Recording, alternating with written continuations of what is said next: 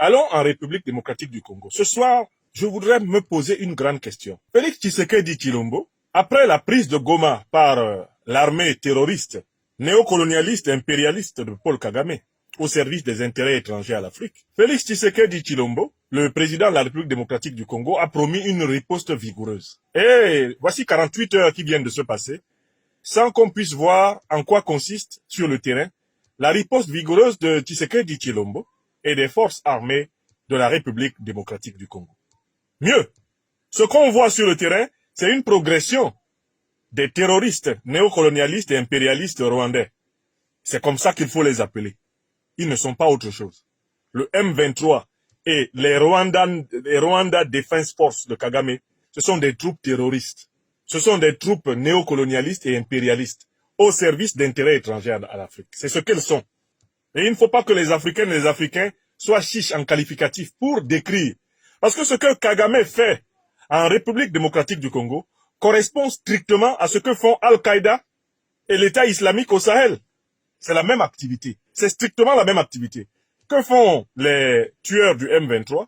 Mais quand ils arrivent, ils tuent, ils pillent, ils violent, n'est-ce pas? Et ils arrachent les propriétés pour les vendre. C'est la même activité que les terroristes d'Al-Qaïda et l'État islamique de l'autre côté.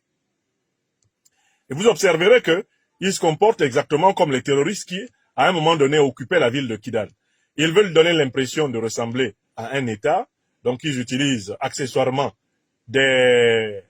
quelques citoyens congolais, des renégats, on les utilise pour faire la façade, alors que derrière, ce sont juste des criminels au service des multinationales qui leur ont demandé de voler le coltan, l'or, le diamant, le manganèse, l'uranium, le cobalt, le cuivre du Congo pour leur donner, afin que leurs industries en Europe et en Amérique tournent à plein régime.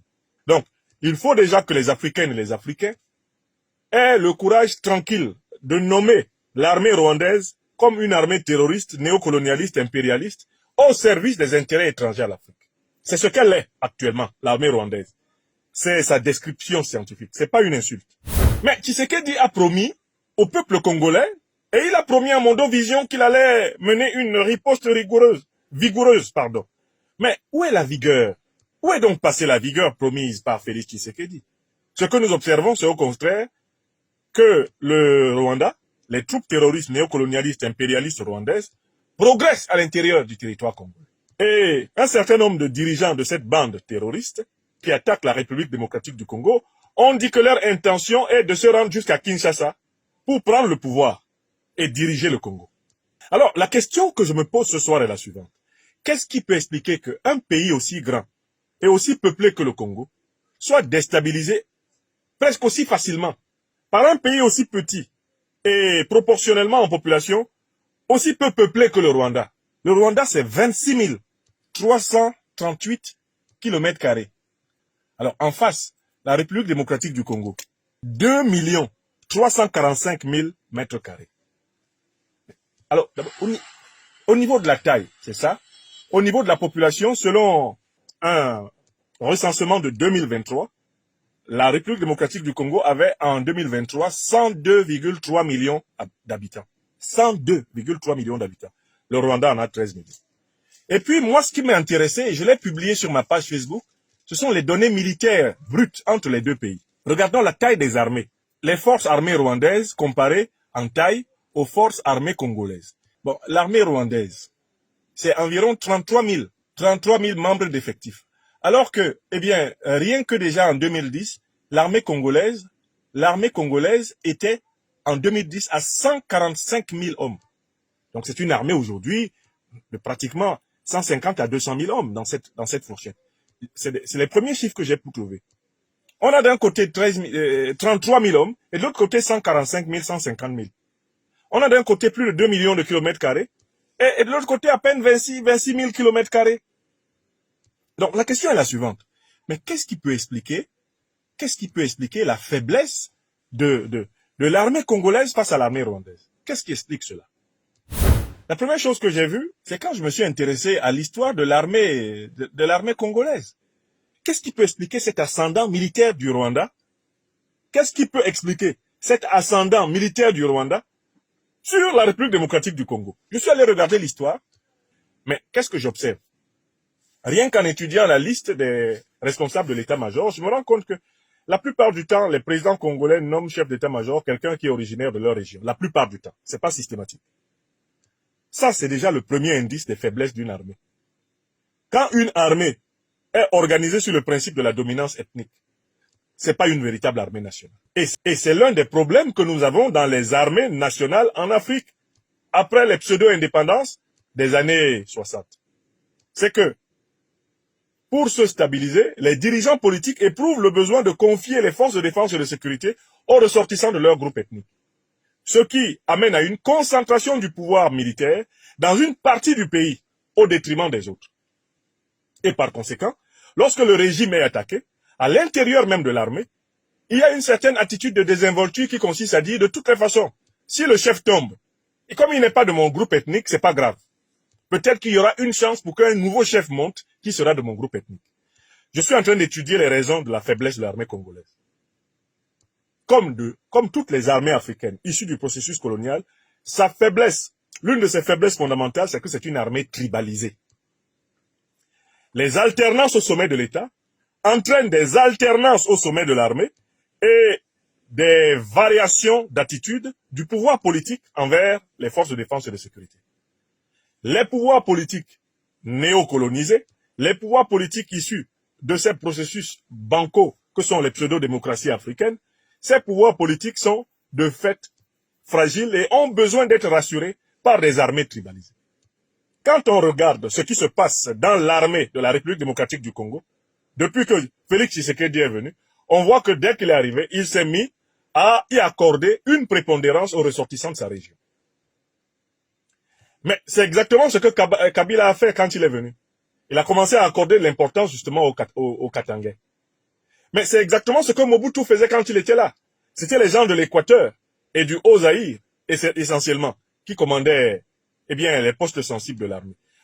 Quand on a construit une armée de cette façon-là, sans la volonté de construire un embryon de la nation à l'intérieur de l'armée, sans l'élévation du niveau de conscience des officiers et des troupes au service du pays comme bien commun, sans une conscience panafricaine, celle que Lumumba voulait inspirer à cette armée, on est condamné à avoir une armée qui n'a pas le mental nécessaire à un combat collectif. Premier problème donc, la tribalisation. Deuxième problème qui est la conséquence de la tribalisation de nos armées, et c'est le cas au Congo, la corruption. Puisque le traitement n'est pas le même en fonction de l'origine du soldat, en fonction de l'origine de l'officier, en fonction de la région dans laquelle on opère, il s'ensuit que dans l'armée, le favoritisme est un facteur de division. Et plusieurs militaires congolais ont dû combattre dans des conditions insupportables quand on les compare au luxe dans lequel vit la classe politique congolaise, ou au luxe qui est réservé à un certain type de militaires proches, soit par l'ethnie, soit par la faveur personnelle, du sommet du régime. Donc, le deuxième facteur de démoralisation des armées, c'est la corruption. La corruption. Vous savez que, de toute façon, le népotisme, le clientélisme et le tribalisme en politique marchent avec la corruption. Les gens de ton ethnie ne sont pas contents que tu sois au pouvoir seulement parce que tu es de leur ethnie. Ils sont contents que tu sois au pouvoir parce que tu dois voler pour leur donner. Et c'est ça le problème. Deuxième problème, la corruption. Troisième problème, incontestable, et l'armée congolaise a ce problème. Alors que Kagame s'est efforcé d'uniformiser au maximum son armée. En face, Kagame n'a pas les mêmes problèmes. Il n'a pas les mêmes problèmes. Pourquoi? Parce qu'il s'efforce de donner un traitement standard à toute son armée. Ça, c'est une qualité des troupes de Kagame. Il s'efforce de les traiter toutes avec le plus grand respect, avec la plus grande attention. Il s'efforce vraiment de leur donner le maximum de ce que le Rwanda peut donner à ses soldats. Et voilà pourquoi il est difficile, par exemple, au Congo, de distinguer un milicien du M23 d'un soldat rwandais. Parce qu'ils sont traités pareil. Ils sont encadrés de la même façon. Ils dorment dans les mêmes bivouacs. Ils mangent dans les mêmes assiettes.